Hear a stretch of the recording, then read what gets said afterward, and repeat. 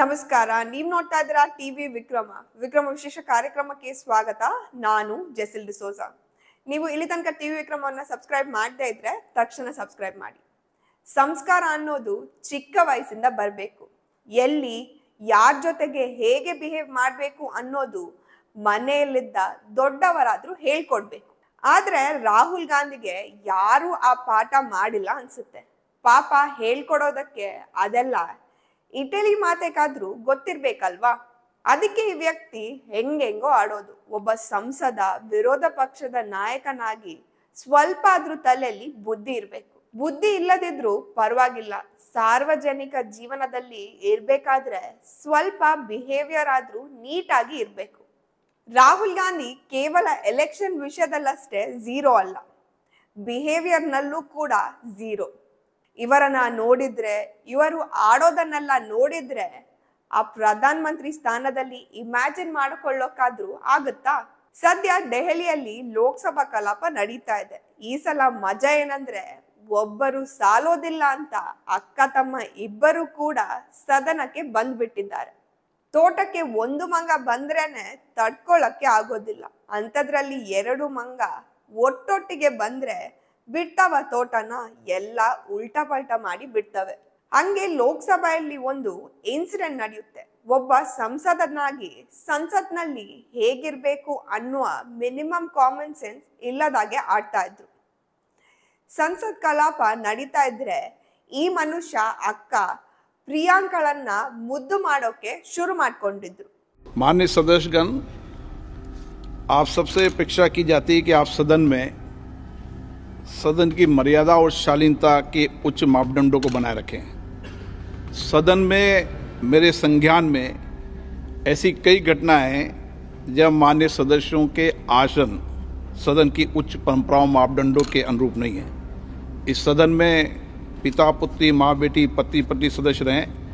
इस परिप्रेक्ष्य में मेरा नेता परिपक्ष से अपेक्षा है कि लोकसभा प्रक्रिया का संचालन नियम 349 के वर्णित सभा में पालनीय नियमों के अनुरूप सदन में आचरण व्यवहार करें, जो सदन की मर्यादा और प्रतिष्ठा के अनुरूप रहना चाहिए। मैं पुनः आग्रह करता हूं, इस सदन में विशेष रूप से प्रतिपक्ष के नेता से तो ये अपेक्षा की जाती है कि वो आचरण रखें।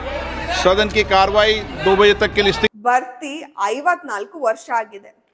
ಸರಿಯಾದ ವಯಸ್ಸಿನಲ್ಲಿ ಮದುವೆ ಆಗ್ತಿದ್ರೆ ಆ ಮಗುವಿಗೆ 25 ವರ್ಷ ಆಗ್ತಾ ಇತ್ತು. ಈ ಏಜ್ಗೆ ಆಡುವ ಆಟನ ಇದು, ಅದು ಕೂಡ ಪಾರ್ಲಿಮೆಂಟ್ ನಲ್ಲಿ. ಇವರಿಗೆ ಸ್ಪೀಕರ್ ಓಂ ಬಿರ್ಲಾ ಅವರು ಸಂಸತ್ನಲ್ಲಿ ಹೇಗೆ ಇರ್ಬೇಕು ಅನ್ನುವ ಪಾಠ ಮಾಡ್ಬೇಕಾಗಿದೆ. ಇದು ಈ ದೇಶದ ದುರಂತ. ಆಮೇಲೆ ಹೊರಗ್ ಬಂದು ಹೇಳ್ತಾರೆ ಸ್ಪೀಕರ್ ಸಾಹೇಬ್ರು ಈ ಮನುಷ್ಯನಿಗೆ ಹೆದ್ರಿ ಓಡಿದ್ರಂತೆ. ಇವರೇನು ನಿರುದ್ಯೋಗದ ಬಗ್ಗೆ ಮಾತಾಡೋಕೆ ಅವಕಾಶ ಕೇಳಿದ್ರಂತೆ, ಆದ್ರೆ ಅವಕಾಶ ಕೊಡದೆ ಅವರು ಹೋದ್ರಂತೆ. ಈತನಿಗೆ ಅಲ್ಲದಿದ್ರು ಆತ ಕೂರುವ ಜಾಗ ಇದೆ ಅಲ್ಲ, ಅಂದ್ರೆ ಆತನ ಸಂಸತ್ನ ಸ್ಥಾನ, ಅದಕ್ಕೆ ಒಂದು ಗೌರವ ಘನತೆ ಅನ್ನೋದು ಇರುತ್ತೆ. ಆದ್ರೆ ಇಷ್ಟು ವರ್ಷ ಅದು ಕೂಡ ಅವರು ಕಾಪಾಡುವ ಕೆಲಸವನ್ನ ಮಾಡ್ಲೇ ಇಲ್ಲ. ಸದನದಲ್ಲಿ ನಿಂತು ಮಹಿಳಾ ಸಂಸದೆಗೆ ಫ್ಲೈಯಿಂಗ್ ಕಿಸ್ ಕೊಟ್ಟು ಅವರ ಕೈಯಲ್ಲಿ ಉಗಿಸ್ಕೊಂಡ್ರು. ಸಂಸತ್ನಲ್ಲಿ ಯಾವುದೋ ದೇಶದ ಒಂದು ಗಂಭೀರ ವಿಷಯದ ಬಗ್ಗೆ ಚರ್ಚೆ ನಡೀತಾ ಇದ್ದಾಗ ಇವರು ಗಾಢ ನಿದ್ರೆಯಲ್ಲಿ ಇದ್ದಾರೆ.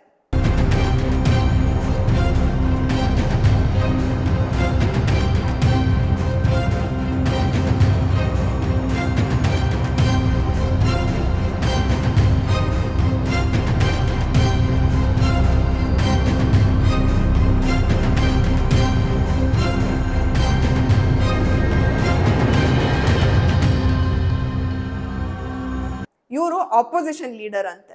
ಬೇರೆ ಬಿಡಿ ಸ್ವಾಮಿ, ದೇಶಕ್ಕಾದ್ರೂ ಗೌರವ ಕೊಡ್ತಾರಾ? ರಾಷ್ಟ್ರಗೀತೆ ಹಾಡ್ತಾ ಇದ್ರು ಈ ವ್ಯಕ್ತಿ ಅದನ್ನ ಕೇಳಿಸ್ಕೊಂಡು ಗೌರವ ಕೊಡದೆ ಆರಾಮಾಗಿ ಓಡಾಡ್ತಾರೆ. ಸಾಲದಕ್ಕೆ ರೌಡಿಸಂ ಬೇರೆ. ಬಿಜೆಪಿ ಸಂಸದ ಪ್ರತಾಪ್ ಸಾರಂಗಿ ಅವರನ್ನ ತಳ್ಳಿ ಅವರಿಗೆ ಗಾಯ ಆಗುವ ಹಾಗೆ ಮಾಡ್ತಾರೆ. ಒಂದು ಕಡೆ ಆದ್ರೂ ನಯ ವಿನಯ ಸಂಸ್ಕಾರದಿಂದ ವರ್ತಿಸಿದ್ದು ಇದೆಯಾ? ಗೆಹ್ಲೋಟ್ ಅವರು ವೆಲ್ಕಮ್ ಮಾಡೋದಕ್ಕೆ ಬಂದ್ರೆ ಅವರನ್ನ ನೆಗ್ಲೆಕ್ಟ್ ಮಾಡ್ತಾರೆ. ಹಾರ ಹಾಕಿದ್ರೆ ಇಮಿಡಿಯೇಟ್ ಆಗಿ ಅದನ್ನ ತೆಗೆದು ಮಾತಾಡಿಸಿದೆ ಹೋಗ್ತಾರೆ. ಹತ್ತತ್ರ 100 ಎಲೆಕ್ಷನ್ ಸೋತ ಇವರು 3 ಬಾರಿ CM ಆದವರನ್ನ ಹೀಗೆ ನಡೆಸ್ಕೊಳ್ತಾರಾ? ಇನ್ನು ಬೇಕಾದಷ್ಟಿದೆ. ಮೋದಿ ಅವರನ್ನ ತಬ್ಬಿಕೊಳ್ಳೋದು, ಕಣ್ಣೊಡಿಯೋದು, ಮಂಗನಾಟ ಅಂತಾರಲ್ಲ, ಅದೆಲ್ಲ ಮಾಡ್ತಾರೆ.